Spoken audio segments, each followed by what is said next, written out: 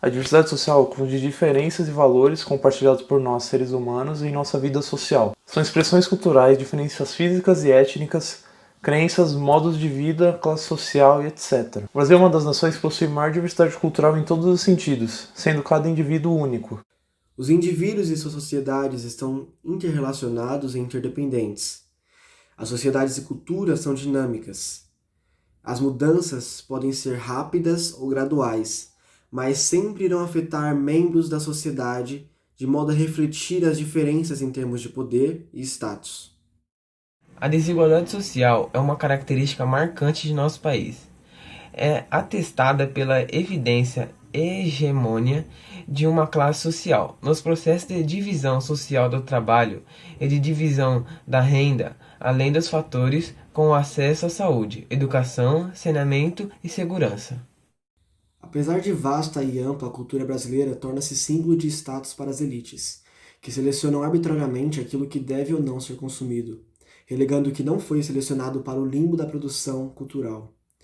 De fato, a formação étnica do povo brasileiro ocorreu primeiramente com a miscigenação entre povos africanos, indígenas e portugueses, e esses já tinham em sua linhagem traços de miscigenação entre os povos diversos do continente europeu. Ao longo do tempo, diversos imigrantes de diversas partes do mundo vieram para o Brasil. O que começou a ocorrer? Começou a ocorrer um preconceito maior por causa dessa mistura étnica. E o que ocorreu depois e até hoje está ocorrendo? Causas que na verdade não existem. Por exemplo, o preconceito é culpa da desigualdade social. Mentira. Desigualdade social não é um problema. O problema está na pobreza. E o que acontece com isso? Vamos começar a falar. É problema estrutural da sociedade, como a sociedade está estruturada.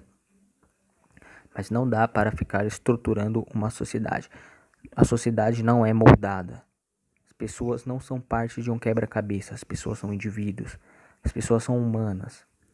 A ação humana é imprevisível. Isso que é a ação humana. Ela é imprevisível. Não dá para prever a ação humana. Então não é um problema estrutural. É um problema individual.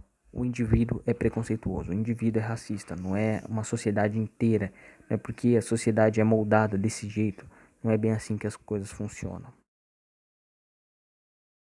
A chegada da criança na escola é um verdadeiro choque de realidades. Por exemplo, uma menina branca e loira pode estranhar e hostilizar etnias diferentes da sua.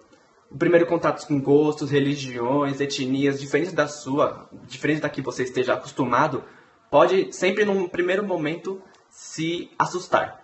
E é aí, nesse instante, que sutilmente a diversidade deve ser mostrada e ensinada com muita sensibilidade, para que a criança não se sinta acuada. Quando uma criança começa o seu processo de conhecimento cultural, ela se depara com um choque de culturas.